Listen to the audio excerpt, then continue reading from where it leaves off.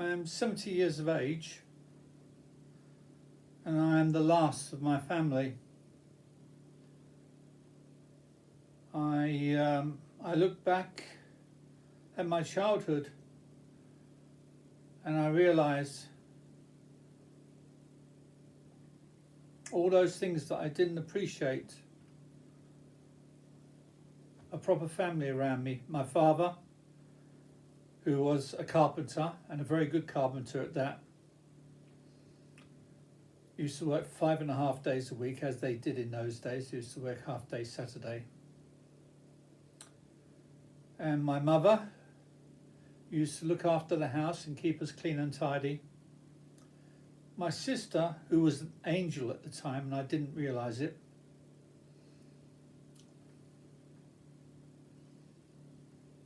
and my uncle used to come around on a Sunday, who was an ex-boxer, Ben Valentine. He was famous in the 30s and the 40s.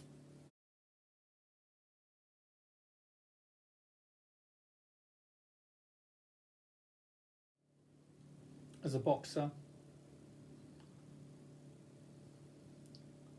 Ben Valentine from Fijian Islands.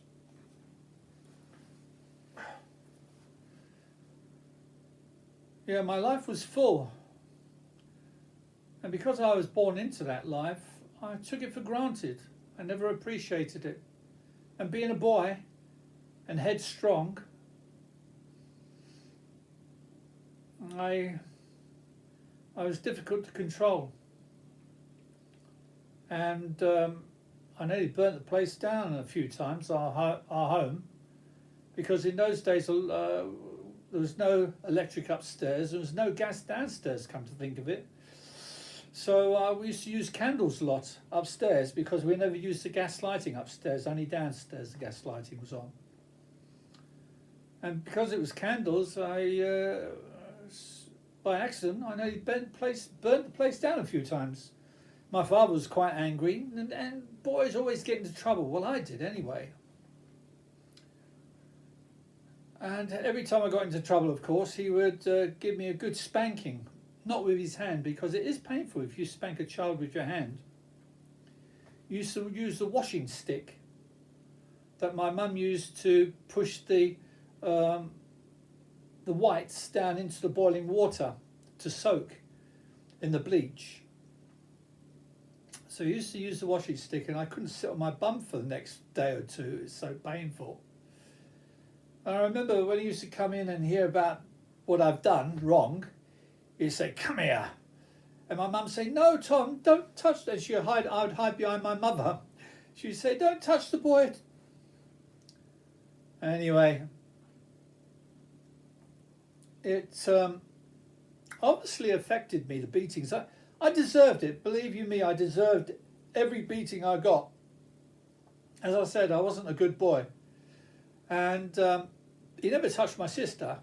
I think because she was a girl, but there again, being a girl, she never did anything wrong. She was always quiet, and she was 3 years older than me, extremely intelligent, could read and write, I think, from the age of 4 or 5. And whereas I couldn't, I never did learn to read and write until I was about 20. Bad memory, you see. Anyway, my sister was of a stoic nature, and I used to do dirty tricks. My father died when I was 7, and I just hated my sister for no reason. I'll never forget, one day I was about 9 or 10 years of age at the time, and she said, "Why don't we just be friends?" Oh no, she said, "Let's be friends."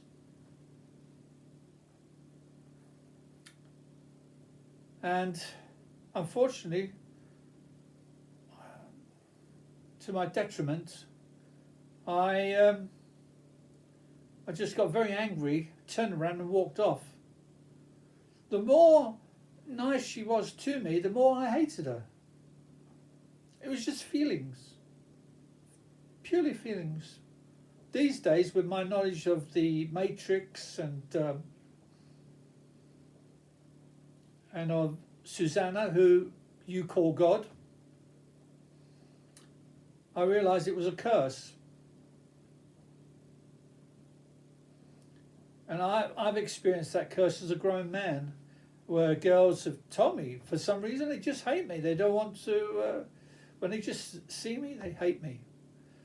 So I understand what they're saying, because I hated my sister.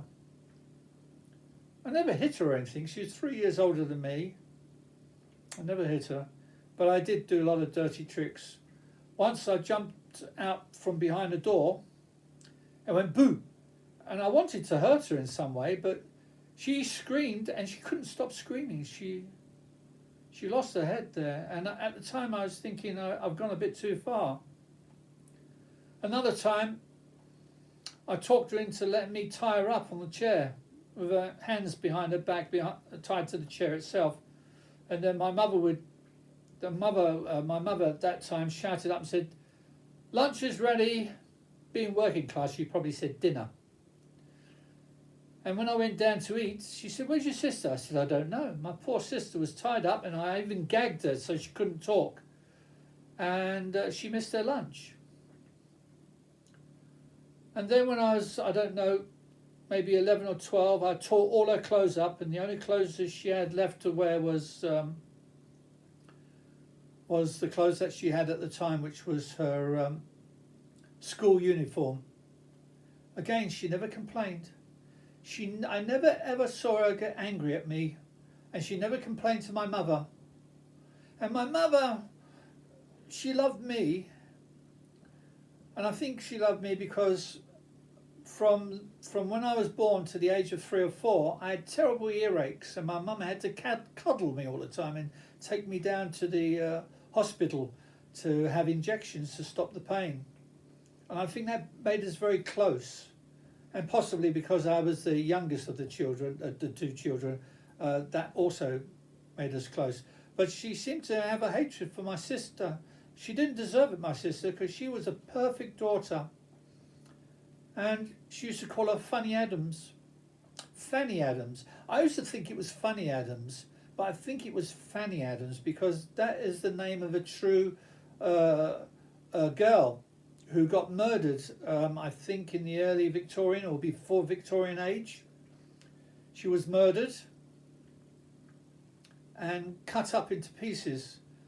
And just a reminder, if you like my videos, please give me a thumbs up and hit the subscribe button. Thank you. People would say to their children, if they were bad, they'd say, "Don't behave like that, otherwise you'll end up like Fanny Adams." Yeah, so she, and I used to call her Funny, I think I called her Funny Adams, because I misheard what she was saying, my mother. Instead of Brenda, her name was Brenda. And yet my sister was the best in the school, not just in class, in the school. She's a very intelligent girl. And when she was about 14, she started being a grown up by then. She started reading the news of the world. And my mum used to be disgusted that she used to read the news of the world, because that used to talk about sex and things. And she used to tell my sister, "You're disgusting. How can you read that paper?" She used to get really angry. And yet, it wasn't fair. I was treated like a prince, and my poor sister. And I remember I used to listen sometimes by her door, and she'd be talking to, because she had no one to talk to. She only had one friend in the world, and that was her school friend, Pat, who was, she couldn't see often, but I remember her talking to this this doll she had. She had a very big, it was a padded doll. It wasn't a normal doll, it was padded in cloth. And it was quite big, really big, like a 12-year-old kid. And she was talking to the doll, and that made me angry as well. And one day I managed to get her doll without her knowing and throw it away, and she never complained about that. Never, ever complained. And to this day, I think back on all those terrible things I did, and I never had a chance to apologise and tell her how sorry I was for the things I did when I was a kid. Never. She never wanted to see me again, you see. And my mother, coming from a broken family, for some reason she never wanted us to be friendly as well, my mother.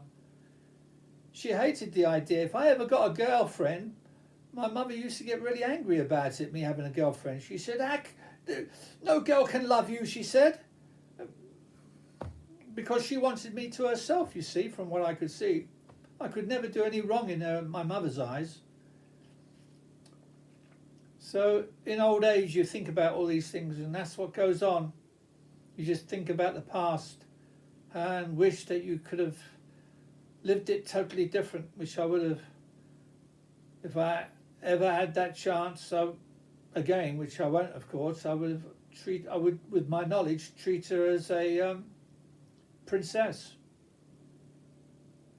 But is that possible with a curse that affects the feelings? Possibly not. Maybe it's just a daydream of mine, that I would have been any different if I knew what I know now.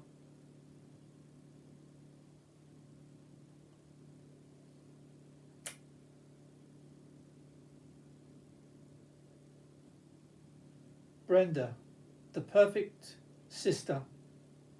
Intelligent, quiet, sophisticated. Everything I look for in women. All my girlfriends are that way.